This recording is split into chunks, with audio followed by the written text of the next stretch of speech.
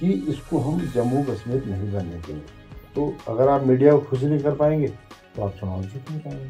वो सुबह बसपा की रैली में, फिर दोपहर में कांग्रेस की रैली में, टाइम लगा तो शाम को भाजपा की रैली में हुई। एक गैर लाइसेंसी ठेकेदार ये लगभग सभी नेता बन चुके। उसको इसलिए नहीं कर सकते कि वो कहीं ना कहीं कोर्ट की उससे दिक्कत। हमने राजभवन के खिलाफ इतना बड़ा आंदोलन छेड़ा, जब इनको पेंशन नहीं तो ये कौन से क्रांतिकारी नहीं। तो 25-30 दिन में आप एमएलए बन जा रहे हैं। व्यापारी इतना परेशान है आज की तारीख में। अगर कोई वहाँ पे कैजुअलिटी होगी तो उनको फायदा होता है, इसलिए वो करते हैं। 4.5 साल ईमानदार जो जौहर कर्मठ जो इनकी लाठियां खाए, फिर उस समय चीज बुझा नहीं देता। उन्होंने नेता को चुना, नेता ने उनको छलना छोड़ दी। नमस्कार दोस्तों, स्वागत है आपका डिजिटल डायरी UK07 में। दोस्तों, आज हमारे साथ जो खास मेहमान हैं रघुनाथ सिंह नेगी जी, अध्यक्ष जनसंघर्ष मोर्चा, पूर्व राज्य मंत्री एवं पूर्व उपाध्यक्ष GNVL। भाई साहब, बहुत बहुत स्वागत है आपका। बहुत बहुत धन्यवाद आपका। पहला जो मेरा सवाल है आपसे वो ये है कि अभी जो विकास नगर जो नगर पालिका की जो अध्यक्ष की सीट के लिए जो एक रिजर्वेशन हुआ है उसके बारे में क्या कहना चाहिए? दरअसल जो भी हुआ है वो जो भी तर्कसंगत है, जो भी अधिकारी ने उसको किया होगा, तो मैं समझता हूँ ऐसा तो नहीं होना चाहिए था कि भाई ये गलत हो गया सही हो गया। जो भी अधिकारी ने उसका गुणा भाग किया होगा, जो परीक्षण किया होगा, उसके आधार पर उन्होंने किया है। लेकिन अब जिन लोगों को आपत्ति हो सकती है वो अपना अलग अलग फोरम है तो जा सकते हैं, उनको कोई ऐसा मामला नहीं। जनसंघर्ष मोर्चा का काफी आप अध्यक्ष में और काफी चर्चाओं में काफी सामाजिक कार्य करें जी। शुरुआत कैसे हुई जनसंघर्ष मोर्चा की? दरअसल जनता की जो परेशानियां हैं इनको तमाम देखते, जैसे हम लोग कभी अपने गांव से जाते थे थाने में, कचहरी में, या और जो अपने ब्लॉक हैं, तहसील हैं, तो जो जनता का उत्पीड़न होता है, जनता की कोई सुनने वाला नहीं। और आज के परिप्रेक्ष्य में मैं बात करूं तो ये जो चुनाव की बात है, जो हम जनता जो चुनती है अपने जनप्रतिनिधियों को, इसका तो कोई औचित्य रहा ही नहीं। ये तो एक तरह से पैसे की बर्बादी है। कहने के लिए लोकतंत्र है, लेकिन लोकतंत्र लगभग समाप्त हो चुका है। जिन लोगों को जनता चुन के भेजती है, चाहे हम ग्रामीण परिवेश की बात करें, चाहे हम शहरी क्षेत्र की बात करें, सब के सब अपने कामों में रहते हैं। एक गैर लाइसेंसी ठेकेदार ये लगभग सभी नेता बन चुके। और जितने अवैध कारोबार, चाहे हम खनन की बात करें, शराब की, उल्टे सीधे जितने भी खान, सब इनके संरक्षण हो रहे। तो इनसे तो बहुत ज्यादा नुकसान, तो बल्कि राष्ट्रपति शासन पूरे में लग जाए 5-10 साल तो ये पूरा देश सुधर जाए, पूरा प्रदेश सुधर जाए, पूरा हमारा, चाहे वो ग्राम सभा हो, चाहे नगर पालिका हो, सब सुधर। इनका काम कुछ है नहीं। कुछ जनता आज इतनी परेशान है कि सबके हाथ में अपने छोटे छोटे काम के लिए तहसीलों के, ब्लॉक के चक्कर काटते रहते हैं, लेकिन किसी को न्याय नहीं मिलता। और यही न्याय दिलाने के लिए इन जनप्रतिनिधियों की जनता चुनती है कि भाई हमारा कुछ काम होगा, लेकिन ऐसा कुछ नहीं। आज बहुत परेशान होता है। जनसंघर्ष मोर्चा का जो है इसलिए उदय हुआ है कि लोग क्योंकि आप सामाजिक कार्यों में जो है सक्रिय रहते हैं, तो कहीं ना कहीं एक ऐसा लगा कि आपको कुछ एक बैनर होना चाहिए जिस बैनर तले हम काम करें, या कुछ ऐसा मोर्चा होना चाहिए, या ऐसा कुछ मंच होना चाहिए जिस पटल पर जो है जनता की आवाज को सुना और समझा जा सके, उनका समाधान किया जा सके। अब जैसे जनसंघर्ष मोर्चा की हम बात करें, ये तो फोरम है, बाकी लड़ाई तो हमें लड़नी पड़ती है। हर आदमी की लड़ाई, उस तमाम जो गरीब आदमी जिसको न्याय नहीं मिल पाता, जो आखिरी पायदान पे बैठा है, जो कहीं जा नहीं सकता कि नेताओं पे, वो अपनी बात कहा रखी, उसके लिए जनसंघर्ष मोर्चा लगातार लगा हुआ है। भ्रष्टाचार मेन हमारा जो है फोकस, वो भ्रष्टाचार पे है। और भ्रष्टाचार कौन सा वाला? भ्रष्टाचार। भ्रष्टाचार की लड़ाई तो कोई भी लड़ लेगा, लेकिन हमारा डायरेक्ट रहता है, चाहे हमारे राजभवन हो, चाहे हमारे मुख्यमंत्री हो, चाहे बड़े बड़े पदों पर बैठे हुए व्यक्ति। अब जो राजनीतिक दल है, आज सीधा एक बात तो कहते हैं कि प्रदेश में भ्रष्टाचार हो रहा है, लेकिन पर्टिकुलर किसी नेता पे, किसी मंत्री पे, किसी मुख्यमंत्री पे, किसी चाहे गवर्नर साहब होगा, उन पे कहने में इन पे दम दम इसलिए क्योंकि खुद भ्रष्ट। अगले दिन पता लगा इनकी CBI ED BD सारी हो जाएगी, तो इसलिए लोग डरते हैं। इनका तो उद्देश्य सिर्फ और सिर्फ राजनीति में सिर्फ पैसा कमाना, अपने संसाधन खड़े करने, इसी वजह से ये लोग नेता बने। नेता तो बिल्कुल समाप्त हो चुका है। मूल रूप से मैं एक बात कहना चाहूंगा, जैसे हर चीज जो है आम जनता कहती है भ्रष्टाचार है, भ्रष्टाचार है, क्योंकि आप जनता के बीच में जाते हैं, ग्राउंड लेवल पे काम करते हैं। आप कैसे परिभाषित करोगे भ्रष्टाचार को? विकास नगर की मैं बात करूं, क्योंकि यहाँ शहर भी है और पहाड़ी तबका भी काफी जो लोग रहते हैं यहाँ पे, कैसे मतलब वो करोगे जी भ्रष्टाचार? दरअसल इसमें दो बात है, एक तो भ्रष्टाचार एक लोकल स्तर पे जो हम बात करें, एक प्रादेशिक स्तर पे है, जो तमाम हमारे बड़े बड़े ब्यूरोक्रेट्स हैं, जो हमारे नेता हैं, ये दलाली में लिप्त हैं, जो पूरा उल्टा सीधा काम करते हैं। और जो ये बातें आती है, आप लगातार देखते हो हर मुद्दे पे कहीं ना कहीं मुखर होते रहते हैं। ये जनता के मुद्दे हैं, जनता हमें आके बताती है कि ऐसा ऐसा हो रहा है, ऐसा हो रहा है, वो करप्शन कर रहा है, वो अधिकारी हमको तंग कर रहा है। ये सारी बातें उनसे ली जाती है, हमारे पर्सनल कोई मुद्दे नहीं होते।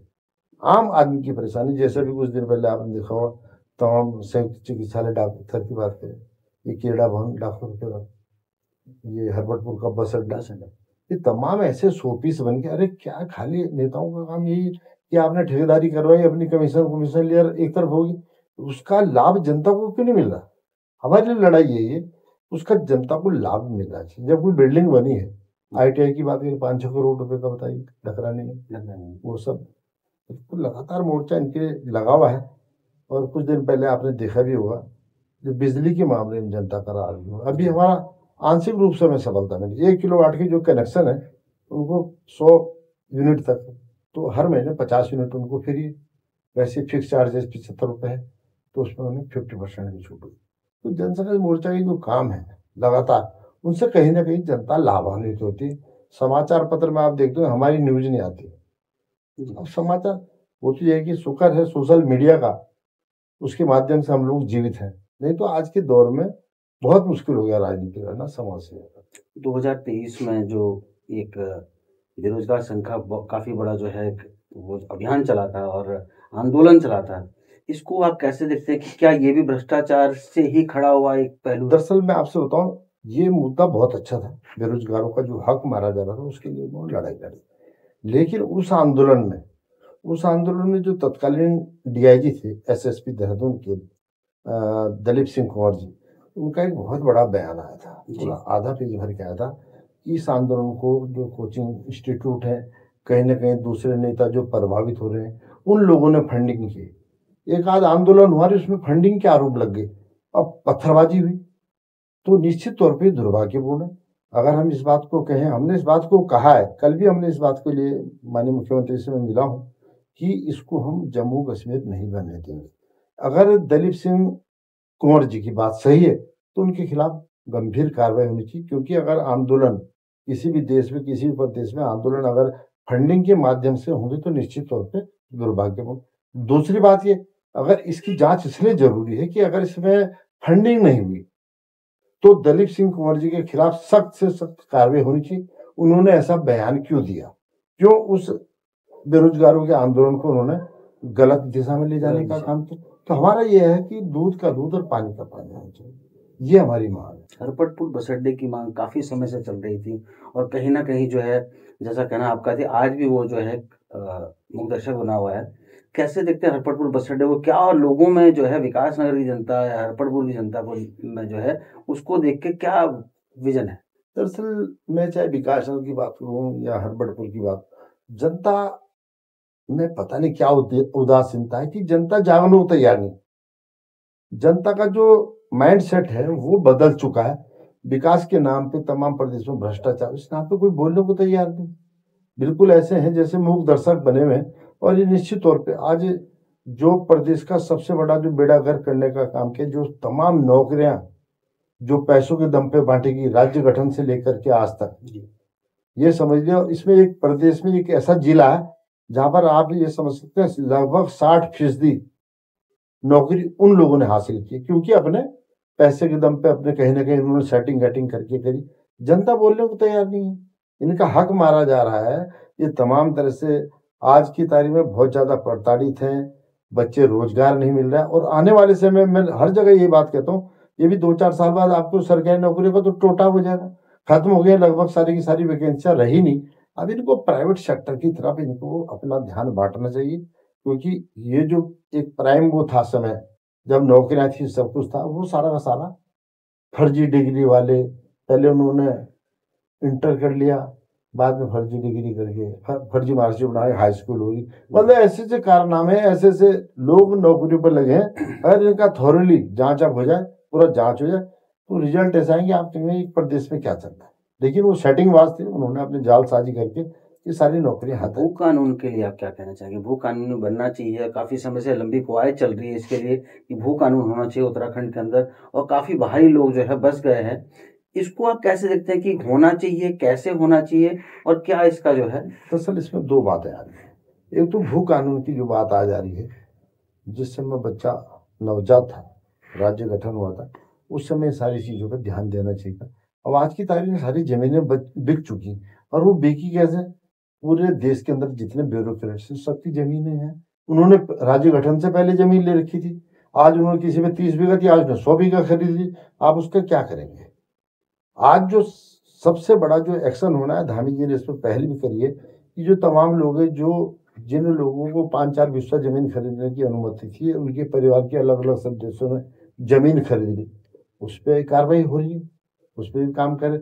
और जो तमाम हमारे इंडस्ट्रियल एरियाज हैं, कई ऐसे हैं कि उनको जमीन अलॉट होगी, या और भी जमीनें थी, उनको कहिए आप मेडिकल सुविधाएं देंगे, ऐसा बनाए, लेकिन उन्होंने वहां पर प्लॉटिंग कर दी। पहले इस पे काम करने की जरूरत। अगर इन पे चाबुक चल जाता है और ईमानदारी के साथ इसकी जांच हो जाती, तो रिजल्ट अच्छा आएंगे। और रही भू कानून अब लकीर पीटने से कुछ नहीं होता। अब जैसे आप नौकरी के नाम पे लकीर पीटते हैं, बताइए बचा क्या है? तो हम नहीं समझते हैं। आप इसका पहले जांच कराइए, उसके बाद जो रिजल्ट आएंगे उसके बाद देखते हैं।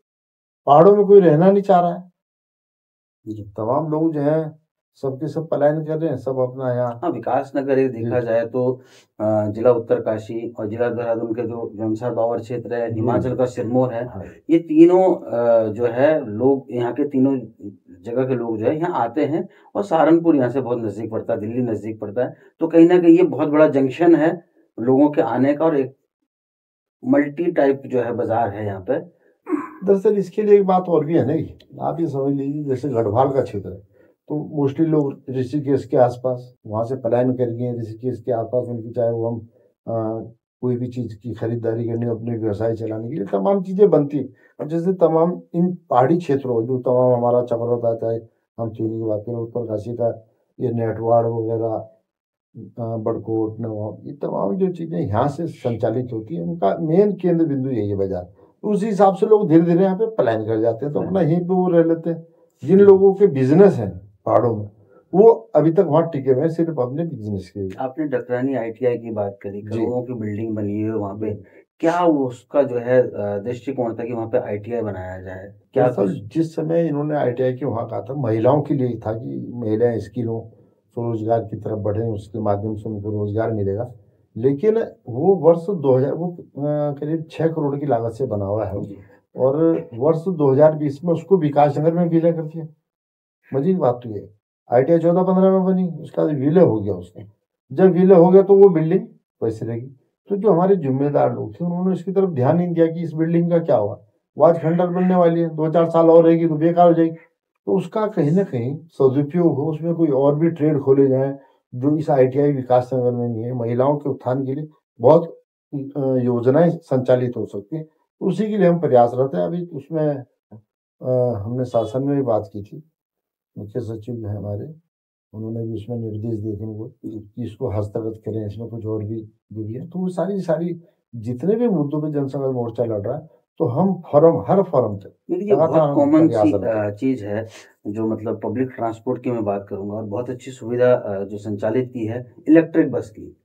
तो पहले देहरादून तक सीमित थी, फिर देहरादून से जो है शेलाकोई, फिर सहसपुर, और सहसपुर से आकर जो है लांगा रोड पे जी रुक गई है वो। क्या वो सेवा जो है, बस सेवा, इलेक्ट्रिक सेवा, क्योंकि गर्मियों में जो है इस तरीके की काफी प्रचंड गर्मी पड़ती है, तो लोगों को सुविधा होनी चाहिए, क्या ये बस सेवा कालसी तक नहीं आ सकती है, विकास नगर हाँ, तक? इसके बारे में जी, क्या थोड़ा कहना इसका चाहिए? सबसे जो रोचक बिंदु है इस बात को लेकर के है कि जो विकासनगर देहरादून यूनियन है बसों की, जी तो इन्होंने कुछ साल पहले इसको माननीय न्यायालय से स्टे करा दिया था कि यहाँ पर बसें बहुत ज़्यादा हो गई, और अब बसें यहाँ पर संचालित ना हो, जिससे कि हमारा रोजगार प्रभावित ना हो। इन तमाम लोगों ने ये दलील दी थी, कोर्ट ने उस बात को माना, और माननीय न्यायालय के आदेश पे ही और बसों के लाइसेंस जारी नहीं हो रहे। जी तो ये जो देहरादून के लिए बीच में करीब 5-7 साल पहले भी 3-4 बसों की अनुमति माननीय न्यायालय ने दी थी, वो भी सरकार को। कि जो सरकार का एक अमला है जो रोडवेज का, वो संचालित करेगा अपनी बसों को। इसकी वजह से ये सारी सारी चीजें आ रही। अब विकास देहरादून विकास नगर कालसी, उसको इसलिए नहीं कर सकते कि वो कहीं ना कहीं कोर्ट की उसको इसलिए नहीं कर सकते कि वो कहीं ना कहीं कोर्ट की उससे दिक्कत है। अगर ये कोर्ट से सरकार थोड़ा प्रयास करे और इन बसों के संचालन के लिए कि भाई विकास नगर तक या कालसी तक जो भी हो जाए, तो बस तो माननीय न्यायालय उसको 2 4 5 बसों की अनुमति दे सकता है, लेकिन मेरी उसके लिए प्रयास करें। मैं सोशल मीडिया के माध्यम से जन संघर्ष मोर्चा से अपील करना चाहूँगा कि बहुत लोगों की ऐसी मांग थी कि इस जो बस है वो कालसी तक संचालित हो, और नेगी जी आप उसके अध्यक्ष हैं, आपसे जो है एक निवेदन है कि इसको जो है थोड़ा नहीं बिल्कुल जनता के जी जी हित में जो है नहीं, बहुत अच्छी आपने बात की। सरकार की समझ से इस बात को रखें जी कि भाई ये ऐसा होना चाहिए। वो इस बात को लेकर के माननीय न्यायालय से अगर आग्रह करें तो निश्चित तौर पे क्योंकि ये आपकी जनहित है इसमें, जी तो जनहित को देखते हुए सारी चीजें होनी चाहिए और माननीय न्यायालय इनको अनुमति भी दे देगा। मैं समझता हूँ इसमें कोई रोड़ा नहीं बनेगा। ये एक मामला था राज्य आंदोलनकारी का जी 3702 जो पद थे, जी उसको आपने कहीं न कहीं जो उसके बारे में पहल करी, वो विषय क्या था थोड़ा उसके बारे में? तो सर राज्य आंदोलनकारी के चिन्हीकरण के मामले अलग अलग जनपदों से पूरी रिपोर्ट डीएम स्तर से बन के शासन में गई, और उसमें दरअसल जो पेंच ये लग रहा है, उनका कहना यह है कि अगर हम 3702 के करीब हैं जी, जो जिनका चिन्हीकरण नहीं हुआ है, मतलब वो जिलाधिकारी के माध्यम से हो चुका लेकिन वो आगे भेजा है, तो उनका कहना है कि करीब 20 करोड़ रुपए इसमें सालाना खर्च आएगा। अब आपको पता है शासन में बैठे अधिकारी जब उनको अपने हक के लिए कुछ करना पड़ता है, जब उनको अपना हक अपना प्रमोशन तमाम डीए टीए बढ़ाने होते हैं, वो 1 मिनट में बढ़ा लेते हैं, उसमें कोई वित्तीय भार नहीं पड़ता है।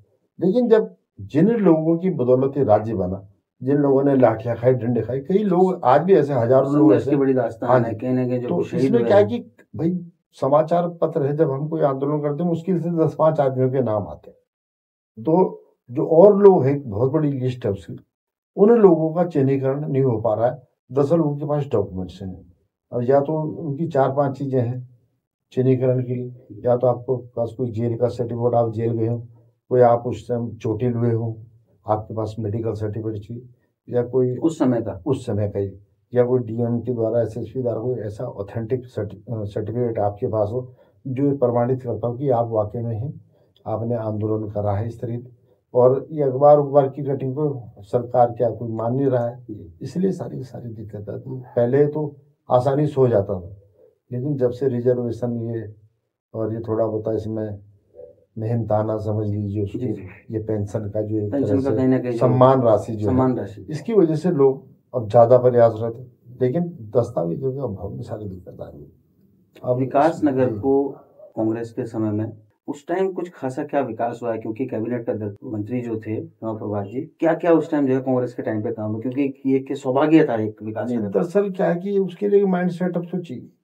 कोई भी मंत्री किसी भी विभाग का सबसे पहले हमें देखना कि यहाँ के बेरोजगारों को कैसे रोजगार मिले, उस दिशा में हम क्या काम कर सकते हैं, हम किसानों के लिए क्या काम कर सकते हैं, व्यापारियों के लिए हम क्या बेहतर कर सकते हैं। अभी इंफ्रास्ट्रक्चर थोड़ा बहुत है, देखिए आज मैं इसको मैं विकास नहीं मानता।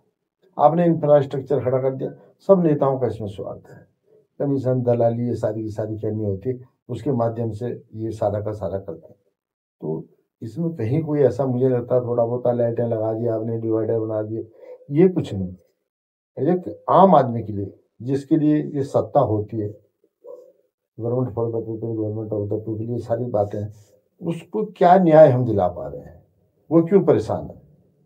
आज आपने देखा होगा करीब 1 1,500 2,000 करोड़ का लाइन लॉस हो रहा है। अभी मैंने लाइन लॉस की आपने एक बात बिजली जी, बिजली इस चीज पे क्यों नहीं नेताओं का ध्यान जाता है, इनका ध्यान सिर्फ वही है। लाइन लॉस है क्या थोड़ा दरअसल लाइन लॉस क्या होता है कि जैसे सपोज हमने जनरेट की है 100 यूनिट बिजली, जब उसको हमने आगे भेजा, यूजेवीएनएल ने आगे सप्लाई कर दी, बाकायदा गेज आई, और वो मुश्किल से 50 55 तक 60 तक पहुंच गई जो हमारा यूनिट कलेक्शन है।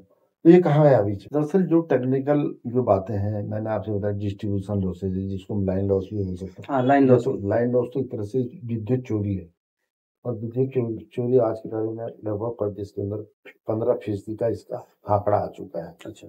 और अभी मैंने सारी बात की थी उस दिन पहले, अगर मैं अगस्त 2024 की बात करूँ 24 तक की, तो कहीं कहीं पे हमारी जो AT&C लॉसेज है 52-53% है, और कई ऐसे वो हैं जो इलेक्ट्रिसिटी डिस्ट्रीब्यूशन डिवीजन है, और जैसे इधर रुद्रपुर हो गया, इधर तमाम वहाँ करीब 37 40% लाइन लॉस है। अब इसको रोकने की जिम्मेदारी किसकी? और जो लाइन लॉस हमारा 2023-24 में था करीब 14-15% करीब, वो आज 18-19% हो गया। तो ये जो लॉसेज हैं, जब ये लॉस होंगे तो निश्चित तौर पर हमें बाहर से बिजली खरीदनी पड़ेगी। ये करीब 1500-2000 करोड़ की बैठती है। और जब बाहर से हम खरीदना तो ये निश्चित तौर पर कहीं ना कहीं अलग अलग मदों में जो है जनता पे ही पड़ना पड़ता है। सारा कहीं ना कहीं जनता पे डलता है। और अभी कुछ दिन पहले आपने देखा भी होगा, 1 किलोवाट की जो कनेक्शन जिन लोगों को थे, कई लोग ऐसे जिनका बहुत कम कनेक्शन है, लेकिन उनको भी 3 किलोवाट 3 किलोवाट में क्यों कर दिया? जिससे कि हमें फिक्स चार्जेस ज़्यादा मिलेगा। और 100 यूनिट तक 75 रुपये, 100 से 400 तक जो है 85 रुपये, फिर अपना 100 रुपये। इस तरह का, चाहे आप 1 यूनिट में बिजली ना हो, आपको फिक्स चार्जेस देना पड़ेगा। उसी तरह से और भी चार्जेस हैं। इस तरह करके ये जनता को लूटने की स्कीम है। अगर भैया आपको ये हम लगातार सरकार को करें, हमने राजभवन के खिलाफ इतना बड़ा आंदोलन छेड़ा, डायरेक्ट वो गवर्नर साहब भी था कि आप क्यों सरकार को निर्देश नहीं कर रहे हैं, क्यों आप डायरेक्शन, क्यों आप चाबू में नहीं चला रहे हैं, इतना लाइन लॉस क्यों है? इसको रोके ना। अगर ये 5-6% तक आ जाता है तो निश्चित तौर पर जो हमारा उपभोक्ता है प्रदेश का, उसको और कम दामों में बिजली मिल सकती है। जब हम बाहर से नहीं खरीदेंगे तो लोड ही नहीं पड़ेगा, नए अलग अलग चार्जेस लगेंगे। लेकिन एक चीज और थी, काफी मैंने देखा है कि मुख्यमंत्री ने काफी एमएलए ज्ञापन दिए हैं, अशोक कुमार जी के साथ जो है काफी मीटिंग वगैरह हुई है। ऐसे ऐसे ऊंचे पदों पर या जो है ऐसे ऐसे जो हमारे मुख्यमंत्री हो गए, जनप्रतिनिधि वगैरह हैं, जो ज्ञापन वगैरह देते हैं, इस पे कहीं ना कहीं संज्ञान क्यों नहीं लिया जाता? मैं इसलिए आपसे बता रहा हूँ, इस प्रदेश का दुर्भाग्य है कि जो हमारे ब्यूरोक्रेट्स हैं ये बहुत सातिर हैं। ब्यूरोक्रेट्स ये नेताओं को क्या समझते हैं, ये एमएलए मिनिस्टर, क्योंकि इनको कई को तो जानकारी का अभाव है, उन्हें जानकारी नहीं है, अंग्रेजी वो बोल नहीं सकते, उन्हें कुछ पता ही नहीं क्या हो रहा है क्या नहीं। उसने उनको बताया कि नहीं ऐसा होना चाहिए, हाँ ठीक है, आप सही कह रहे हैं। जनप्रतिनिधि अपरिपक्व है, जिनको प्रधान बनने की हैसियत नहीं है, वो आज मिनिस्टर बन गए। और नेता बनने के लिए तो आपको 20-20-30 साल सड़कों पे तपना पड़ता है, तब जाकर नेता बनते हैं। आप तो 25-30 दिन में आप एमएलए बन जा रहे हैं, सांसद। अभी क्या आप देख लीजिए, चेयरमैन की जो नगर पालिकाओं में या नगर निगमों में जो मेयर बनना होगा, 20-25 दिन की भागदौड़ है, पैसा पूसा खर्च करा, सेटिंग टिकट ले लिया, पार्टी के नाम पे आप जीत गए।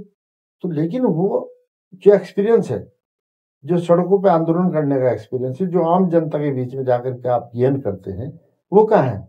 इसी का अभाव है। इसी का अभाव का फायदा उठा करके जो हमारे ब्यूरोक्रेट्स हैं, इनको आसानी से लैम चूस देते हैं और ये पूरी जिंदगी उसे चूसते रहते हैं। इसलिए इनको जानकारी नहीं, जानकारी अगर होगी भी नहीं, इसका रास्ता ये है, ऐसा होना चाहिए। जैसे नरेंद्र तिवारी जी थे, बहुत बड़े नेता थे, एक इतना जबरदस्त एक्सपीरियंस कि किसी अधिकारी की चूं भी नहीं निकलती उनके सामने कि उनको बताया आदमी तो पहले ही, जैसे हमारे मनमोहन सिंह जी थे। मैं किसी कांग्रेस या भाजपा उसकी बात नहीं करूँ, एक ब्रिलियंट आदमी जो एक इंटेलेक्चुअल है, उसकी तो बात ही अलग होगी। तो उसके सामने अधिकारी क्या तर्क देगा? अगर कोई कम पढ़ा लिखा आदमी है और कोई बहुत ब्रिलियंट आदमी सामने बैठा, तो उसका तो पहले हिसाब खराब हो जाता है कि यार इतने ब्रिलियंट आदमी के सामने मैं क्या बोलूं। तो उस वही ठीक जो पोजीशन है नेताओं की है। नेताओं को कुछ आजकल है ही कुछ नहीं। आपने बात करी विकास नगर के नगर पालिका के अध्यक्ष की, पिछली बार भी कहीं ना कहीं जो है कोर्ट तक मामला चले गया था। जी। वो प्रकरण क्या था, थोड़ा उसको? नहीं, वो प्रकरण तो दरअसल काउंटिंग का था, वो 2-4-10 वोटों का कुछ हेरफेर था, कम ज्यादा का। तो उसमें माननीय न्यायालय ने निर्णय दिया भाई दोबारा काउंटिंग का। वो जो हुआ तो उसमें सारी बाजी पलट गई। और ठीक है, तो उसमें कोर्ट के आदेश पे सारा का सारा फिर अपना भाजपा के थे हरपुर मावर जी, उनको मौका मिला। तो ये तो राजनीति हुआ है। लेकिन आज एमएलए, विधायक या चेयरमैन का सवाल नहीं, सवाल है जनता को न्याय दिलाना था। आखिरी पायदान पे जो व्यक्ति है, जो आज नेता है, उनके घर पे कोई गरीब आदमी जा सकता है? अलग चश्मे से देखना, यार हिंदू है, ये फलाना मजहब का है, ये उसका है, ये गरीब है, अमीर है। तो एक जनप्रतिनिधि के लिए, मैं पूरे प्रदेश की बात कर रहा हूँ, एक पर्टिकुलर उसके बात देखना चाहिए। इस व्यक्ति की बदौलत ही हम एमएलए या एमपी बने हैं। मैं तो बल्कि जो जनप्रतिनिधि उनको भिखारी बोलता हूँ, क्योंकि जब मतदान भीख मांगते हैं इलेक्शन के समय पे, उनके पैरों में गिड़गिड़ाते हैं, उनकी चौखट पे कई कई दिन जाते हैं कि आप वोट दो वोट। लेकिन वोट देने के बाद जब वो बन जाते हैं तब वो नजरें क्यों चुरा लेते हैं, क्यों नजरें जनता से फेर लेते हैं। जनता ये जो गरीब आदमी उसके छोटे छोटे काम, उसके काम ज्यादा नहीं होते, ब्लॉक थाने तहसील तक है। जी, तो अभी जो ये क्या बोलते हैं नगर पालिका का जो दायरा है वो कहीं ना कहीं जो है उसका पिछली बार विस्तार किया गया है। लेकिन मैं देख रहा हूँ यहाँ पर कि कुछ जो लोग हैं उस नगर पालिका के दायरे से बाहर भी बस रहे हैं, जैसे पश्चिम वाला हो गया, बोजा वाला हो गया, बादाम वाला, बुलाकी वाला इधर।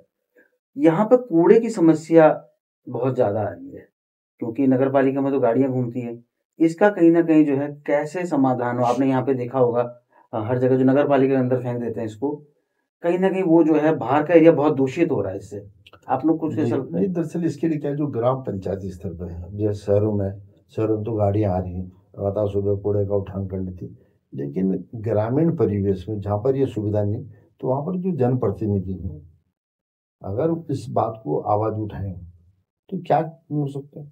लेकिन जनप्रतिनिधियों में फुर्सत कहाँ है, ये नाली खड़ंजे ये वो सड़क सड़क बस इसी चक्कर में पूरा उनका दिनचर्या, फिर वो पैसे लेने, फिर ठेकेदारों के चक्कर, फिर उसके अधिकारियों के चक्कर, इस तरह करके जो जनप्रतिनिधि जिसकी वजह से वो नेता बना है, जनप्रतिनिधि, वो भावना तो सब समाप्त हो गई। आज की तारीख में कभी जाइए आप तहसील में, ब्लॉक में, कहीं भी, और कलेक्ट्रेट में चलिए, आपको दिखेगा कि यार जनता कितनी परेशान है।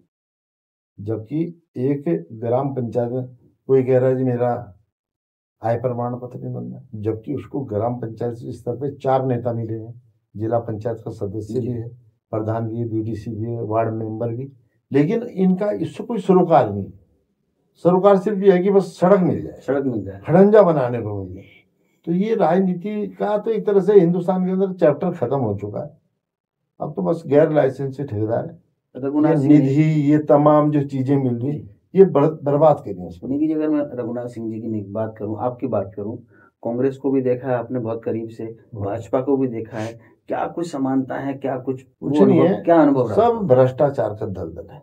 किसी भी राजनीतिक दल को ले लीजिए, सबके सब दरअसल जैसे एक क्षेत्रीय दल है, सब उत्तराखंड में लीजिए, क्षेत्रीय दल है तो उसे दिल्ली की दौड़ नहीं करनी पड़ेगी। अब जो यहाँ पे सरकारें बननी, चाहे किसी भी दल की सरकार बने, इसको दिल्ली जाना पड़ेगा। वो जो ब्रीफ केस की व्यवस्था है, ये सारा का सारा चौपट कर रही है।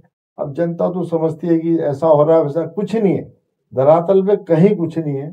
सब अपना सिस्टम, अपना सारा का सारा वो बचाने, सरकार बचानी है, तमाम मंत्री पद हैं, ये चीजें इनको व्यवस्थित करने में लगे रहते। आम जनता का तो किसी का कोई सरोकार, अगर नहीं आजमाएंगे, सरकारी नौकरी के चक्कर में रहेंगे तो अपने जीवन को बर्बाद करे। सरकारी नौकरी पहली बात तो है कहाँ, और जो है भी संविधान तमाम चीजें, उसी में लोग 10-10, 15-15, जैसे उपनल वालों को देखा है, 15 साल 17 साल हो गए। अब वो कब रेगुलर होंगे, वो इस चक्कर में है कि हम रेगुलर होंगे, कभी हमारा भविष्य बनेगा, लेकिन कब बनेगा, कभी कभी हाई कोर्ट में, कभी सुप्रीम कोर्ट में, तमाम चीजें। अब सरकार एसएलपी में गई हुई है, इनका रास्ता रोकने में कब होगा, कब इनको न्याय मिलेगा। अगर यहाँ से जीत भी जाते हैं एसएलपी में, पता लगा सरकार लार्जर बेंच में चली गई, फिर 2-4 साल 5 घंटे कहीं रिटायर हो जाएंगे। तो ये बहुत दिक्कत है। 10-10, 15-15 हजार की नौकरी, बताइए कैसे परिवार चले। किराए के मकान में लोग रहते हैं, इनकी बहुत बड़ी पीड़ा है। सरकार को इस बारे में तो निश्चित तौर पे कोई ना कोई ऐसी रास्ता, ऐसा ना कोई बीच का रास्ता निकालना चाहिए जिससे इन विचारों का भविष्य सुरक्षित है। तनख्वाह भले ही कम हो जाए, लेकिन कम से कम श्योरिटी तो, कभी कोई किसी को निकाल रहा है, कोई किसी को निकाल रहा है, तो ये बड़ी दिक्कत है। देखिए जी, विधायकों की पेंशन के बारे में आपने कहा था कि इसको हम कोर्ट ले जाएंगे, क्या वो मामला है और किस किस तरीके से वृद्धि हुई है 2008 में, 10 में, 14 में, अलग अलग समय में? दरअसल जो विधायकों की पेंशन की हम बात करें, हमारी पीड़ा सिर्फ इस बात की ले जाएगी, ठीक है विधायकों को पेंशन, लेकिन जो देश की सीमाओं पे, चाहे हमारी जो पैरामिलिट्री फोर्स है, चाहे आईटीबीपी की बात करें, एसएसबी है, सीआईएसएफ है, तमाम ये भी पूरी ड्यूटी करते हैं, लेकिन इनको पेंशन नहीं। जब इनको पेंशन नहीं तो ये कौन से क्रांतिकारी हैं, क्या ये जनता को लाभ पहुंचा रहे हैं? सिर्फ और सिर्फ अपने कारोबार खड़े करने में, रेत बजरी तमाम अवैध शराब, आज के अब तो ये समझ लीजिए नशे का कारोबार भी इनका पूरा नियंत्रण है। इस तरह के काम करने वालों को आप बताइए पेंशन दे रहे हैं। दूसरा जो तर्क सबसे बड़ा इस बात के लिए करें, छोटा प्रदेश है उत्तराखंड जैसा, लगभग 90,000 करोड़ का हमारे ऊपर कर्ज है। 90,000 करोड़ की अगर हम ब्याज चुकाने पा जाए, एक साल में 6-6, 7-7, 8-8 हजार करोड़ रुपए ब्याज चुकाना पड़ता है। तो ऐसे छोटे स्टेट में जहाँ पर कुछ है नहीं, संसाधन नहीं, उसके बावजूद इनको सुविधा देना पड़ता है। दूसरा, इनकी जो पेंशन की बात हो, 3-3.5 लाख रुपए हर महीने को अलग अलग सुविधाएं मिली। तो ये बड़ा दुर्भाग्य है। किस बात की सुविधा? ये थोड़ा इसका विस्तार में बताइए। अगर आप एक बार विधायक बन गए हैं और दूसरी बार फिर बनते हैं, या विधायक बनने के बाद आप सांसद बन जाते हैं या मंत्री बन जाते हैं, तो इसकी पेंशन क्या अलग-अलग है या एक ही? नहीं, देखिए ऐसा कि जैसे कोई एक बार विधायक बना और इसमें क्या है कि विधायक बनते शपथ ली, वो मर जाता है, उसी टाइम रिजाइन कर दे, पूरी जिंदगी पेंशन का हकदार है। सरकार मृत्यु हो जाती है तो पारिवारिक पेंशन परिवार को मिलती है। जो हमारे कर्मचारी 20-20, 30-30 साल नौकरी कर रहे हैं उनको कोई पेंशन। एक विधायक को कितनी पेंशन है? एक विधायक को 40,000 के करीब है, क्योंकि हर स्लैब में बढ़ती जाती है। 60 के बाद फिर 5%, फिर 70%, इस तरह 70 साल के बाद फिर एक टाइम ऐसा आता है कि उनको 50% हो जाती है पेंशन, प्लस 50% अलग। क्या क्या भत्ते मिलते हैं, क्या क्या? डीजल पेट्रोल का मिलता है मुझे 20-22 हजार रुपये हर महीने। इस तरह से बहुत ज्यादा एक जो ये समझ लीजिए बोझ है, देश पे बोझ है, प्रदेश पे बोझ है। काम जनता का क्या हो रहा है? जनता तो बहुत परेशान। आप किसी को कुरीति देखिए किसी भी परिवार में, उसकी चीख हो जाती है जो जनप्रतिनिधियों को चुन के भेजते हैं। लेकिन जनता का क्या है कि जनता आजकल मुद्दों पे नहीं देख रही है। जो विकास के मुद्दे हैं, तमाम भ्रष्टाचार के मुद्दे, कहने को तो सब बोल देंगे, अपने घर में बैठ के सब बात कर रहे हैं, नहीं भ्रष्टाचार हो रहा है, लेकिन कोई सड़क पे उतरना को तैयार नहीं, कोई बोलने को तैयार नहीं। इवन आप देखते हैं सोशल मीडिया के माध्यम से अगर आप किसी भ्रष्टाचार की पोस्ट डालते हैं, 10-20-50 कमेंट भी नहीं आते हैं। अब उल्टे सीधे आप अपनी कार के ऊपर एक लाल मगर रख दीजिए, उस पर 1,000, 2,000, 4,000 कमेंट आ जाएंगे, बहुत अच्छा ये हो रहा हुआ। तो लेकिन जनता जब तक जागेगी नहीं तो मैं नहीं समझता इनको न्याय मिल पाएगा। और आगे आने वाला समय बहुत खतरनाक है, जनता बिल्कुल पिस जाएगी। आज विकास और बाजार की तमाम आप कहीं भी चले गए, व्यापारी इतना परेशान है आज की तारीख में, वो हैंड टू माउथ कैसे अपना काम कर रहा है उसके दिन को पता है। जो 2-4-10% हैं जो पुराने हैं, जिनके पास अपनी पुरानी संपदा है, अपनी संपत्ति, वो तो अपना इधर उधर करके कर रहे हैं, जिनको उधार देने की क्षमता है उनका पैसा मर भी जाता है। लेकिन आज की तारीख के व्यापारी ऐसे हैं जो अपने बच्चों को रोटी देने के लिए भी उनकी बहुत अगर परेशान। अगर रोजगार की मैं बात करूं तो क्या होना चाहिए यहाँ पे रोजगार की दृष्टि से, या आप अगर कुछ बिजनेस करना चाहते हैं, क्या होना चाहिए? मतलब जो लोग यहाँ पे जो हैं रुके हुए हैं और जो आ रहे हैं, क्योंकि विकास नगर मैंने कहा कि बहुत बड़ा जंक्शन है 3 जगह का, जौनसार, उत्तरकाशी और दरअसल इसको एक जो सिंध। औद्योगिक हब है अलग किनारे पे कहीं जाके जिससे प्रभावित ना हो, एक वो जरूर खुलना चाहिए जिससे कि यहाँ पे 2-4 हजार लोगों को रोजगार मिले। वो कुछ स्किल होंगे, कुछ उनको रोजगार, तो कुछ परिवार ऐसे होंगे भाई ठीक है उनको रोजगार मिल जाए। और जब यहाँ कुछ है ही नहीं तो आप इधर 5-7 हजार की नौकरी भी नहीं मिल पाती। जो इंडस्ट्रीज हैं, इंडस्ट्रीज में भी काफ़ी हद तक वैसे जियो बनाया था 70-80% यहाँ के लोगों को, स्थानीय लोग हैं, उनको रोजगार मिलना चाहिए। इस बारे में हमने भी बहुत शासन स्तर पर बहुत दौड़ भाग करी थी। फिर उन्होंने निर्देश भी दिए थे सरकार ने कि जो एसडीएम का जो प्रमाण पत्र है स्थायी निवास का, उसके आधार भी ये नहीं कि प्रधान लिख जाएगी यहाँ से 30 साल से रह रहा है, आप कैसे वो करोगे? उसको रोजगार मिल जाता है। जो यहाँ का स्थानीय बेरोजगार है उसको रोजगार मिल चाहिए, उसको प्राथमिकता होनी चाहिए। लेकिन वो चीजें होती नहीं है, सब इधर उधर से आ जाते हैं, अदर स्टेट से आ गए, चलो भाई वो भी रोजगार करे। उन्होंने भी 6 महीने यहाँ रहे, प्रधान से लिखवा लिया या किसी चेयरमैन से लिखवा लिया, मैं यहाँ से 20 साल से रह रहा हूँ, कीजिए स्थायी निवासी। तो उसके लिए ऑथेंटिसिटी तो एसडीएम के प्रमाण पत्र के आधार पर। पर्यटक को भी कहीं ना कहीं दिखा सकता है कि वो पहले हमने देखा था कि यहाँ पे पहले पहले जो है बॉलीवुड की शूटिंगें हुआ करती थी आपके ज़माने में, कभी इस समय, और वो एकदम से जो है चीज़ें जो है कहीं ना कहीं धराशायी होगी, या जो है दरअसल उसमें क्या सरकार उसको दोबारा जी ये कर सकते हैं, सरकार की पॉलिसी है, सरकार पॉलिसी बनाए जिससे जैसा यहाँ हमारे फिल्म मेकर हैं जो तमाम चीज़ें हैं। लेकिन अब जैसे हमारे पर्यटन के रूप में अब तीर्थाटन तो एक तरह से लगभग खत्म हो चुका है जी। हमारे यहाँ। चाहे हम बद्रीनाथ जी की बात करें, केदारनाथ, तमाम अब लोगों ने जो है वो तीर्थाटन वाले 20-22 साल के बच्चे केदारनाथ जा रहे हैं, जबकि वो अलग ही स्वरूप है, उसका उसकी अलग मान्यता है। लेकिन अब उसको दूसरे तरीके से लोग ले रहे हैं। और आप ये देखते हैं अभी हम भले ही ये सोच रहे कि हमारा पर्यटन के रूप में हमको अच्छा राजस्व मिल रहा है, लेकिन हम कितना कुछ खो रहे हैं इसकी कल्पना से ना तो सरकार कर रही है ना कोई कर रहा है। जब इतनी भीड़ के रूप में तमाम बद्रीनाथ की तरफ, केदारनाथ की तरफ लोग जाते हैं, कितना जाम लगता है, और गाड़ी में लोग बैठे रहते हैं, एसी चल रहा है, पूरा धुआं प्रदूषण ही सारी, ये कहीं ना कहीं हमारे जो ग्लेशियर है, जो हमारे वहाँ का पर्यावरण है, उसको तो बाधित कर ही रहा है। अगर आप सिस्टमेटिकली उनको छोड़ते हैं ये आपने 10 गाड़ियाँ भेज दी, उसके बाद फिर दूसरा ऐसा कुछ सिस्टम बनाया, तब जाके तो बात ठीक है। नहीं तो लोग 2-2 4-4 घंटे जाम में फंसे रहते हैं, एसी चल रहा है, तो कहीं ना कहीं उसका जो प्रभाव है, इम्पैक्ट, वो हमारे पर्यावरण पर पड़ता है। और कहीं ना कहीं आने वाले समय में अगर ये हाल है, जैसे भागदौड़ हो रही है, अब तीर्थाटन की बात नहीं, तीर्थाटन तो लगभग खत्म है, बहुत कम लोग हैं जो बेचारे दर्शन के रूप में जा रहे हैं, लोग तो सब मौज मस्ती के लिए जा रहे हैं। ये जो ग्लेशियर है हमारे, ये तमाम चीजें, देव स्थल कहीं ना कहीं पर्यटक स्थल, हाँ पर्यटक स्थल स्थल ये बनता जा रहा है।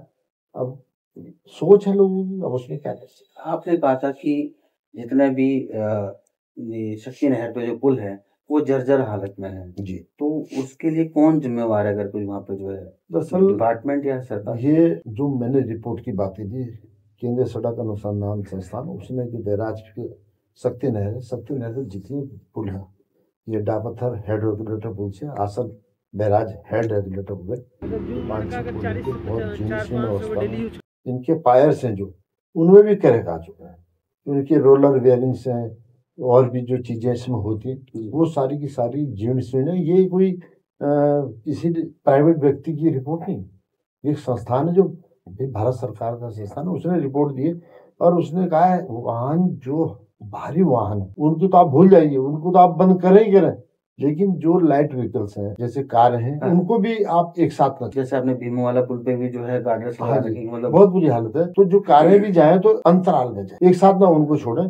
इस तरह की व्यवस्था करने के बाद उसके लिए हम लगातार शासन स्तर पे, गवर्नर साहब के यहाँ से क्या सब जगह सब एक दूसरे पे, डीएम कहते हैं एसडीएम को, एसडीएम कहते हैं उनको, उनको शासन, उसको परिवहन विभाग, उनको फिर अपना खनिज वालों को, इस तरह करके सारे के सारे। और हमने इस बात की बिल्कुल वो कर ली है, अगर कोई वहाँ पे कैजुअलिटी होगी, निकट भविष्य में होनी है, आप देखना, और कोई 2-4-10 लोगों के साथ कोई हादसा हो जाता है, तो हम जितने भी अधिकारी हैं जिनको हमने मेमोरेंडम भेजे हैं, जिनके स्तर से, इन सब के खिलाफ हत्या का मुकदमा हम दर्ज करवाएंगे कि इनकी, क्योंकि सारे के सारे मिली भगत है, रेत के ट्रक वहीं से निकलेंगे, अब ट्रक वहां से नहीं निकलेंगे तो इनका कहीं ना कहीं नुकसान, आर्थिक नुकसान होगा। आर्थिक नुकसान, इनका अपना जो राजस्व है वो इनका नुकसान है, इसलिए कोई बंद करने का वो नहीं कर रहा है। तो इन्हें जनता से, जनता के हितों से किसी को कोई मतलब नहीं, कोई अधिकारी, सब अपना चल रहा है, बस अपना राजस्व मिलना चाहिए उनको। शक्ति नहर कहीं ना कहीं जो है आपने देखा होगा कि सुसाइड पॉइंट बने हुए हैं कई जगहों पर। जी, इसको आप कैसे देखते, क्या इसमें, क्योंकि माननीय विधायक जी ने वहाँ पे कुछ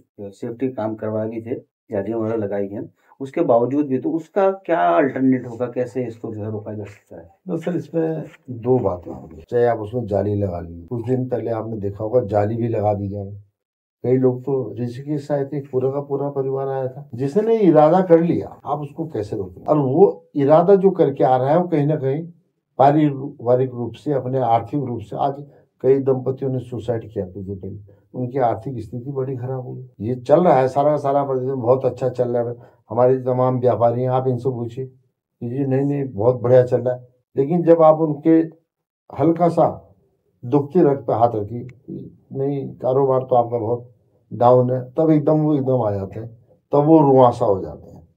लेकिन अंदर की जो स्थिति, हम क्योंकि हम लोग सामाजिक हैं, रात दिन जनता के बीच में बैठते हैं, उनके दर्द से, उनके कहीं ना कहीं सरोकार हम उनसे होना पड़ता है, तो उनकी पीड़ा जो है, व्यापारी बहुत ज्यादा परेशान है। कई व्यापारी जैसे शटर खोल दिया, कुछ दिन में बिक्री नहीं होती उनकी। एक चीज और थी यहाँ पे, डाकपत्थर चौक से लेकर और वेदांत चुंगी तक, जो विकास नगर चुंगी है, उसमें जो जो मेन बाजार है विकास नगर का, ये नेशनल हाईवे के अंतर्गत आता है। लेकिन यहाँ पर जो है पहले दुकान है, फिर फुटपाथ है, फिर फुटपाथ पर भी दुकान है, और फिर ठेली है, ठेली के बाद पार्किंग है, फिर कहीं ना कहीं वो नेशनल हाईवे दिखता है। इसको आप कैसे देखते हैं? मतलब बहुत ही वो है ये एक दरअसल तरीके का। इसमें जो व्यापारी हैं, जो हमारे यहाँ के व्यापारी, वो कहीं ना कहीं अप्रत्यक्ष तौर पे वो लाभान्वित होते हैं। किसी की दुकान के आगे आप सामान न लीजिए, स्कूटर खड़ा कर दीजिए, एकदम हल्ला मचा दें, लेकिन वो जो ठेले बना रखे हैं तो उनको हर महीने वो व्यवस्था कराते हैं। और सब्जी वाला है तो सब्जी ले ली, उससे पैसे भी लेने हैं, तमाम फ्रूट्स हैं जो भी, तो उनको फायदा होता है, इसलिए वो करते हैं। अब जो ये फुटपाथ बने हैं, सबसे बड़ी बाधा यही है, तो यहाँ तो फुटपाथ होने ही चाहिए, फुटपाथ पे चल कौन रहा है? फुटपाथ तो पूरे के पूरे दुकान सजी पड़ी, दुकान सजी पड़ी। दादाजी की दुकान। मैं तो ये कहता हूँ इन फुटपाथ को तोड़ करके सफेद लाइन वहां डाल दीजिए, बस वही जितना फुटपाथ है उसमें कम से कम स्कूटर कारपूर तो खड़ी होंगी, बाजार चौड़ा होगा, अब नहीं तो इन्होंने तो एक उसको बना दिया पहले, ये है, फिर दूसरी वाक्य में आपने सही बात कही, ठेली, फिर ठिया बना दिया, फिर अपना वाहन खड़े हैं, तो बताइए जगह कहाँ रहती है। मतलब ये तो सीधा सीधा बस न्योता है कि आप जो है किसी से झगड़ा मोल लेते हो। हाँ जी बिल्कुल। आप गाड़ी लेके ना, आप गाड़ी लेके जा रहे हो आप बाजार में। इसके लिए ना व्यापारी को बड़ा दिल करना पड़ेगा, ये छोटा मोटा जो लालच है इसको ये त्यागें। अब जितने फुटपाथ, जितने भी हमारे व्यापारी भाई, फुटपाथ पे उन्होंने अपनी दुकान का सारा सामान सजा, फुटपाथ तो रही नहीं वो, तो ये बड़ी दिक्कत वाली बात है। थोड़ा सरकार को सख्त कदम तो उठाना चाहिए इसका तो इसमें। इसके टेंडर भी लगे थे हरपटपुर से लेकर कालसी तक के, जो अतिक्रमण के एक दो बारी लगे भी है, उसका कुछ जो है। दरअसल क्या है कि उसमें कई व्यापारी नेता, कई जनप्रतिनिधि आ जाते हैं बीच में उस बात को लेकर के। हमारा कहना है कि जब कानून हो तो सबके लिए बराबर। कई बार आरटीओ के जो है, परिवहन विभाग के अधिकारी, उन पे सख्ती कर देते हैं, जो रिक्शे वाले हैं छोटे मोटे, हाँ, ई रिक्शा वाले की। और कार वाला, कोई प्राइवेट कार वाला उसकी। लेकिन जैसे यूटिलिटी वगैरह है और भी, चाहे कोई चीज़ खड़ी है, छोटा हाथी खड़ा है, अरे उन पे भी तो आप कार्रवाई करो, क्योंकि वो लाला जी की दुकान के आगे खड़े हैं, तो लालू जी के आगे वो नहीं हो रहा। कानून सबके लिए बराबर होना चाहिए, वही हो, मैं हूँ, आप हूँ, कोई भी हो, सब पे एक जैसा नियम लागू हो, तो तब जाके व्यवस्था सुधरती। काफी सारे लोग पहाड़ों से आते जी हैं। जी, एक समय सारणी बंधी हुई है कि सुबह 10 बजे आएंगे, 3 बजे जाएंगे। तो जो यूटिलिटी है या वो, उसमें दिक्कत नहीं इनके है, लिए कुछ स्टॉपेज होने चाहिए। वो होनी चाहिए, जैसे बस अड्डा है वहां पर आप लगाएं। लेकिन हो क्या रहा है कि आपने पहले ठेली लगवा रखी है और कुछ न कुछ करके, उसके बाद आपने यूटिलिटी भी खड़ी कर दी, तो सड़क कहाँ बची। हमारा कहना है थोड़ा सा अगर आप हटके कर लें, तो जैसे एक यूटिलिटी लग गई, सामान भरिए, कोई दिक्कत नहीं उससे, लेकिन एक के बाद एक इधर को मुंह कर लिया, फिर अब सड़क कहाँ बची, फिर 6 फीट की। यहाँ ये प्रॉब्लम है, थोड़ा सा इन लोगों को भी सोचना चाहिए, थोड़ा जो हमारे व्यापारी भाई हैं वो भी सोचे कि हमें एक सिस्टम से रहना है, थोड़ा सा यातायात भी बाधित ना हो, सबका काम चले। और अभी जो ये अगर यातायात लगातार बाधित होता रहा, पता लगा फ्लाईओवर बन गया, फिर क्या करेंगे, फिर तो सारी दुकानें चौपट है। इसलिए सबको सोचना चाहिए कि जो ये हमारा ठेली यातायात ठेली है। प्रकरण हुआ था पीछे, जी, वो भी इसी की देन है। वो तो ठेली उसको का क्या जी, रहता है, थोड़ा मैं आपसे जानना चाहूंगा कि अ, बहुत सारी है। मतलब एक ई रिक्शे का मामला भी आया था और जो है ठेली, तो ये ठिया क्या आप प्रॉपर लगा सकते हैं एक जगह, या नहीं नहीं इसको जो कुछ है नहीं है, वो तो जैसे वो क्या ठेली है। इसका मानक रहते हैं थोड़ा वो। ठेली का मानक तो है कि आप पहिए उसमें होने चाहिए और वो चलते रहे, मोबाइल जी। चलाओ, इस तरह से अभी यहाँ थोड़ी देर में ठेला है, ठेल के ले जाना है ठेल, मतलब। हाँ, लेकिन क्या कि स्थाई वो बना दिया उन्होंने, उसको यहाँ पे बना दिया कि ये हमारा ठिया है। और कई विकास में आपने देखा, कई जगह तो ऐसे हैं कि वो आधी सड़क खेत पे रखते हैं कि अब उनको लालू जी का संरक्षण प्राप्त है। लालू जी वैसे चिल्लाते रहते हैं बाजार में, बहुत वो हो रहा है, यातायात ये हो रहा है लेकिन अपने को वो देख नहीं रहे हैं कि इससे कितना ज्यादा बाधित हो रहा है। एक व्यापारी की मैं अभी कई पीछे वीडियो जी, भी देख रहा था, उन्होंने एक कि भारी लोग आते हैं, मार के चले जाते हैं, संजय गुप्ता जी के साथ भी जैसा अच्छा हुआ। अच्छा। कुछ ऐसे ऐसे 2-3 प्रकरण हुए हैं, वो भी इसी को ही लेके थे शायद। कई इसी। चीजें देखिए, सब सिस्टम तो बनाना पड़ेगा, भारी होगा मेरे को, कोई भी है तो देश की निवासी हमारे कहीं का भी हो, लेकिन जो गलत करेगा वो कोई हो, किसी समुदाय से हो, ऊंच हो नीच हो, बड़ा हो छोटा, कानून सबके लिए बराबर, उसे दंड मिलना चाहिए। अब ये इस तरह की बातें समाज में आजकल आपको पता ही है बहुत ज्यादा चल रही हैं, जो वैमनस्य है हमारे समाज में इतना ज्यादा फैल चुका है, जी। आपस में बहुत ज्यादा हो रहा है, ये किसी भी देश की प्रगति के लिए, किसी देश के विकास में बहुत बड़ा एक बाधा बने। अभी ये नगर पंचायत के चुनाव आ रहे हैं, जन संघर्ष मोर्चा कहाँ पे देखता है कि मतलब इसको। दरअसल एक सबसे बड़ी बात मैं आज आपको बताऊँ, जनसंघ मोर्चा की सबसे बड़ी प्रॉब्लम है कि जो हमारी टीम है वो हैंड टू माउथ है, बहुत कम लोग हैं। अब चुनाव तो आपको पता है, निर्वाचन आयोग भले कह दिए 10,000 में चुनाव लड़ो, 20,000 में, एमएलए का चुनाव अब 10-20 लाख में लड़ो, 10-20 लाख तो उसके पहले दिन ही खत्म हो जाते। ये कुछ नहीं, ये सब के सब जनता की आंख में धूल झोंकने के लिए सिस्टम आप ठीक करो ना। अब लेकिन ये है कि जनता भी उस चीज को नहीं मानती, जनता भी कहीं ना कहीं, जनता का तो मैं जो रवैया देखता हूँ, जनता को पूरे 4.5 साल ईमानदार, जो कर्मठ, जो इनके लिए लाठियां खाए, वो नेता इनको चाहिए। जैसे ही चुनाव आएगा तब पूंजीपति नेता चाहिए, फिर ये नहीं चाहिए कि ये जुझारू जुझारू कुछ है, फिर उस समय चाहिए दुधारू नेता। जुझारू।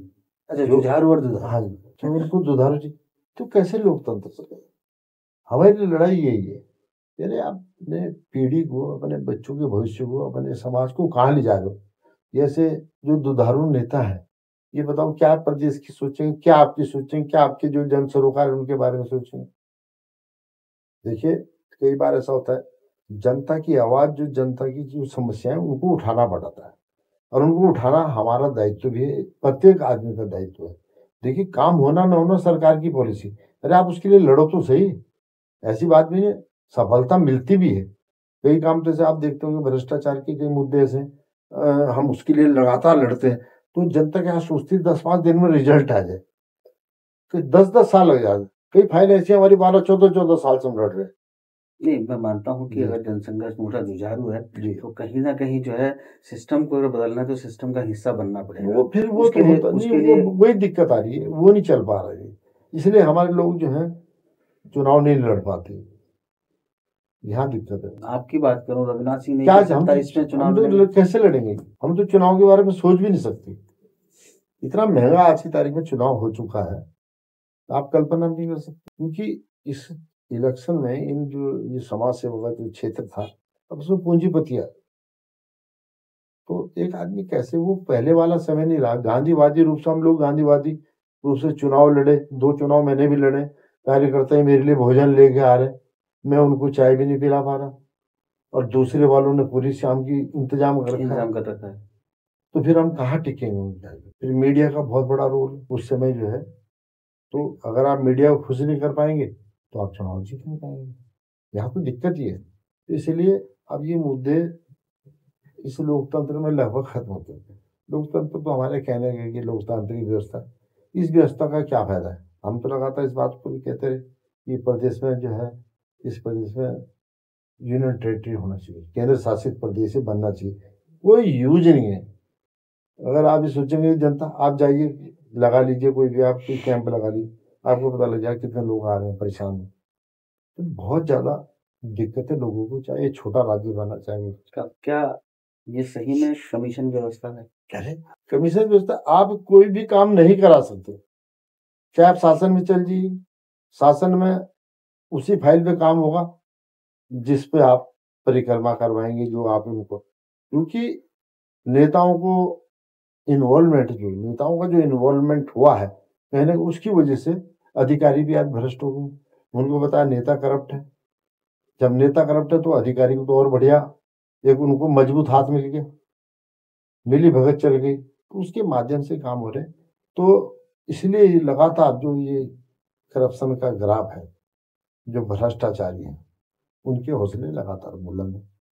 ठेकेदारी और नेतागिरी एक ही सिक्के के दो पहलू आप ये मानते हैं? बिल्कुल, अब ये जो नेतागिरी का एक मुद्दा, ये पहले समाज सेवा इसको बोलते हैं। समाज सेवा का तो अब बिल्कुल आप समझिए खत्म हो चुका है। ये गैर लाइसेंसी ठेकेदार, कहीं भी किसी विधानसभा में आप जाइए, ये पहले निधि का लफड़ा नहीं था, अभी विधायक निधि होगी, ये सांसद निधि होगी, ये प्रधान की निधि होगी, फलन, इस तरह करके ये सारे के सारे इन्वॉल्वमेंट इनका हो चुका है। होना तो ये चाहिए कि भाई, जो प्रधान के क्षेत्र में है वो भी अपनी योजना बनी। अब आजकल सारे के सारे ठेके मैनेज हो रहे हैं। वो व्यवस्था क्या है तो ये उसमें? बस, इसको मैं क्या बताऊं, बस हालत बड़ी गंभीर है। अधिकारी सेटिंग वेटिंग, कमीशन इतनी ज्यादा है, धरातल पे 40% भी नहीं लग पाते, तो कैसे काम चलेगा? लेकिन उसके लिए कहते हैं जीरो ईमानदार लोग। टॉलरेंस की सरकार है। जीरो टॉलरेंस तो बस एक जुमला है। जीरो किसका? बिल्कुल जीरो है, मतलब ये समझ लीजिए, कहीं कुछ नहीं है, मतलब ये समझिए कानून नाम की कोई चीज नहीं है, कोई कुछ नहीं है, तो ये जीरो है, ये समझिए। अच्छा, आप इसको ऐसे ऐसे आप इसको समझ परिभाषित लीजिए। करते हैं? हाँ जी, ये बिल्कुल उल्टा है। बहुत स्थितियां, छोटा प्रदेश बनने से मैं समझता हूँ बहुत ही दुर्भाग्य है, और इतना ज्यादा करप्शन, अगर हम यूपी की तुलना करें, यूपी में तो जो काम यूपी में 100 रुपए में होता, यहाँ 1 लाख में नहीं होगा, ये स्थिति है। तो आज सब अपने को ठगा महसूस कर रहे हैं, और सिर्फ बोलबाला है जो करप्ट है। अभी कोई कह रहा था कि भू माफिया तो बाहर से आ रखे हैं, लेकिन जो जो ये ठेकेदारी के जो काम हो रहे हैं, जो भी कुछ निर्माण कार्य हैं, वो भी बाहर के लोगों को दिए जा रहे हैं। क्या इसमें कितनी सच्चाई है? बिल्कुल सच्चाई सही है। जो बड़े स्तर के काम है, ये तो जग जाहिर है कि कहाँ से मैनेज हो रहे हैं, कहाँ से उनके, लेकिन अब जो लोकल स्तर के काम है बड़े वाले, वो भी कहीं ना कहीं मैनेज है। आपको पहले 4 ठेकेदार लड़े, 4 में से कई बार तो जो हमारा उत्तराखंड प्रोक्योरमेंट रूल है उसका भी वायलेशन होगा। अभी 3 ठेकेदार तो होने चाहिए कम से कम कंपटीशन। तो एक को एक में कर दिया, 2 में कर दिया, और जो चाहते हैं उनका एक्सेप्ट हो जाता है, ये टेक्निकल बिड है, ये फलानी है, ये कमर्शियल बिड है, उनको बाहर कर दिया। लेकिन अब तो ऑनलाइन हो गया सारा सिस्टम, ऑनलाइन कुछ ऑनलाइन। नहीं, ये ऑनलाइन में तो कहने की बातें होती है, वरना तो फिर ऑनलाइन के आधार पे अधिकारी नहीं ना, उसको फिर अपना टेक्निकल उस पर कहीं ना कहीं उस पर कमियां निकाली, उसको बाहर कर दिया। और वो सारा का सारा नेताओं का उसमें समस्या। आज जब से नेता गैर लाइसेंस से ठेकेदार बने, इनको और कोई जानकारी हो ना हो, ठेका कैसे लेना है, कैसे वहां पे होगा, क्या होगा क्या नहीं, वो सारी जानकारी जो कानून है गरीब के लिए कैसे बनेगा, कैसे उसमें हम बेहतर कर सकते हैं, उसका उनके पास ना तो टाइम है ना वो समझना चाहते। तब ये जो है दूसरा, एक इस प्रदेश को ज्यादा सबसे ज्यादा जो बर्बाद किया है वो खनन का ये काला सोना है, इस कारोबार में खत्म। हर नेता हर अधिकारी इसी काम में लगा। उसने कहा ये आपको कि फलाना अधिकारी उसकी भी उसमें इन्वॉल्वमेंट है। मतलब ये ऐसा काम है काला सोना, इसने इसको प्रदेश को बर्बाद कर दिया। और जो हमारी नदियां हैं, जो चीज हमें 5,000 4,000 रुपये में मिलनी चाहिए, आज 25,000 रुपये हम वो मटेरियल खरीद रहे हैं, क्योंकि सारा का सारा कब्जा माफियाओं का है। अभी जैसे यहाँ पे जमुना नदी है जी आपके हरिपुर में, जी। तो क्या ये व्यवस्था होनी चाहिए थी कि स्थानीय जो लोग हैं, विकास नगर के लोग हैं या कालसी के जो लोग हैं, जो आसपास के लोग हैं, इनको कुछ जो है इसमें रियायत मिलनी चाहिए थी, या जो है पट्टों में कुछ जो है इस तरीके से क्या? नहीं, दरअसल रियायत का तो इसमें कोई काम नहीं। जी। ये होना चाहिए था सरकारी जो हमारी एजेंसियां हैं, कोई भी हो, जीएमएन करे, केएमजेन करे, स्वास्थ्य विभाग करे, शिक्षा विभाग करे, कोई करे, सरकार की एजेंसी होनी चाहिए। सरकार उसे अपने सिस्टम में ले और उसके बाद इनका करे। लेकिन ये फिर जो राजस्व है जेब वाला, वो कहाँ मिलेगा नेताओं को? इसलिए ये चीज हो ही नहीं सकती। जनता महंगे दाम में ले रही है, क्या ले रही है, उन्हें क्या मतलब है? आज सारा का सारा वायलेशन हो रहा है। ये हमारा क्षेत्र इतना सेंसिटिव है, ये आसन कंजर्वेशन रिजर्व वाला, बावजूद इसके यहाँ पर काम चल रहा है। तो मेरा वही कहना है कि ये कानून है, ये सब किताबें, ये सब गरीब के लिए है, उसे दंडित करने के लिए। बाकी जो बड़े वाले हैं उन पे लागू नहीं होते। इवन सुप्रीम कोर्ट के आदेश नहीं चल रहे, हाई कोर्ट के आदेश की अनुपालना नहीं होगी। आपका एक वो था कि जिस टाइम टीपीएस और सीएम थे, उस टाइम एक पेयजल के जो एमडी थे, जीरो टॉलरेंस का आपने उससे भी हवाला दिया था कि उसको बचाने का कार्य किया जा रहा है कुछ इस तरीके से। नहीं नहीं, वो तो दरअसल बवेजा है, मिस्टर बवेजा थे उद्यान निदेशक जी, उनको बचाने के लिए हाईकोर्ट ने, ऑनरेबल हाईकोर्ट ने आदेश दिए कि इनके खिलाफ सीबीआई जांच हो। सरकार उसको बचाने के लिए ऑनरेबल सुप्रीम कोर्ट भी चली गई, ऐसा। अब ऐसे ऐसे उदाहरण है, लेकिन लगातार हमारी लड़ाई जारी है। थोड़ा जनता साथ दे। देखिए, बगैर जनता के नहीं हो सकता। जनता का रुझान क्या है, इस प्रदेश को या देश को जितनी सत्संगों में भीड़ हो रही है, अगर 3 दिन नेताओं को दे दें ढंग से, लाखों आदमी अगर सड़क पर उतर जाए, आप जो मर्जी बिल पास कराना चाहें वो हो जाए। लेकिन जनता के पास टाइम नहीं है, इन जन सरोकार के मुद्दों के लिए उनके पास टाइम नहीं। जनता चाहती है कोई हमारे लिए हमारी आवाज हम कोई और उठाए बस और आवाज नहीं, हमारे लिए चिल्लाए। दिलचस्पी भी नहीं है, दिलचस्पी भी उनकी दिलचस्पी नहीं है। ऐसा रूखापन क्यों है? मतलब आप लोग देखा है दरअसल आपने, क्या है नहीं, मतलब? उसके पीछे क्या 2-3 कारण हुए। हार रखे हैं सिस्टम से कि कुछ नहीं होने का है? उसके पीछे क्या कारण हुए कि जैसे जनता ने पहले तो बहुत ईमानदारी से चुनाव होते, कि शराब शराब पैसे का चलन नहीं था बिल्कुल भी।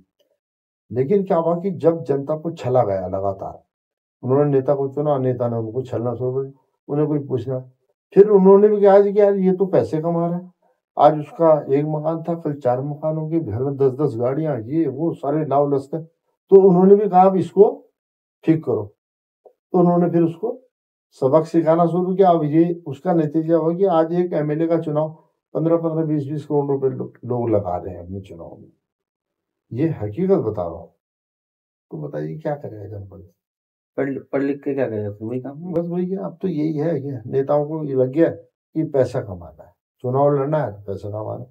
उन्होंने जनता का काम करना बंद करके ये दिक्कत आ रही। कहीं ना कहीं सिस्टम बिगड़ चुका है हिंदुस्तान का। युवाओं के लिए आप क्या संदेश देना चाहेंगे? आपने कहा कि लोग हार चुके हैं, लोग कहीं ना कहीं प्रताड़ित हो चुके हैं इस सिस्टम को देखकर, क्या कहना चाहेंगे एक समाज सेवी? देखिए, हमें सबसे ज्यादा चिंता युवाओं की है। जब एक बच्चा वेल क्वालिफाइड, MSc है, कहीं उसने डिप्लोमा कर रखा है, कहीं उसने डिग्रियां ले रखी है, उसके बावजूद वो जब ये कहते हैं मुझे 6-7 हज़ार की नौकरी मिल जाए, तब बड़ा कष्ट होता है। लेकिन उस कष्ट को दूर करने के लिए इन युवाओं को जागना तो पड़ेगा ना। ये जागना तो तैयार नहीं। अगर हम ये कह दें इनको, कल आह्वान कर दें कि अपने हक के लिए इनको कुछ स्किल करने के लिए, कुछ करने के लिए कल कोई क्रांति करेंगे, एक भी बच्चा नहीं आता है। कहीं ना कहीं अब आपने देखा होगा पॉलिटिकल पार्टियों में जब इलेक्शन चलते हैं, चाहे हम विधायकों की बात करें, सांसद में तो ये चीजें नहीं मिलती क्योंकि इतना बड़ा दायरा होता है। तो जब विधायकों का चुनाव होता है तो आपने देखा होगा कई चेहरे ऐसे होते हैं, वो सुबह बसपा की रैली में, वहां से तेल तुल डलवाया गाड़ी में, अपनी सुविधा ली, फिर दोपहर में कांग्रेस की रैली में, टाइम लगा तो शाम को भाजपा की रैली में हो गई है। अब जब ये युवा है, ये सोचने को तैयार नहीं कि ये नेता हमारे क्या भविष्य बनाएंगे। अरे आप किसी को तो पकड़ेंगे, कहीं ऐसा वो मजबूत अपना आधार बनाइए कि भाई हमें इस नेता का है, ये संघर्षशील है, ये है जुझारू है। अब ये चीजें सारी खत्म होंगी। अब तो दुधारू चाहिए। दुधारू। तो जब दुधारू नेता चाहिए तो वो काम क्या करे। इसलिए इनकी पीड़ा, ये तमाम जनता के जो सवालात हैं, जो मसाइलात हैं, वो सब खत्म हो चुके हैं। अब तो सिर्फ और सिर्फ एक ही फंडा है, ये दुधारू नेता मिले, उनको पता है इसने बाद में काम करना है, अभी जो कुछ करना है अभी कर लो, नगद ना है। ये दिक्कत है, तो लोकतंत्र में ये बड़ा घातक है। तो हमारे साथ थे जन संघर्ष मोर्चा के अध्यक्ष रघुनाथ सिंह नेगी जी। नेगी जी, बहुत बहुत धन्यवाद आपका आपका समय भी देने बहुत के लिए। बहुत धन्यवाद, आपके चैनल को भी बहुत बहुत धन्यवाद।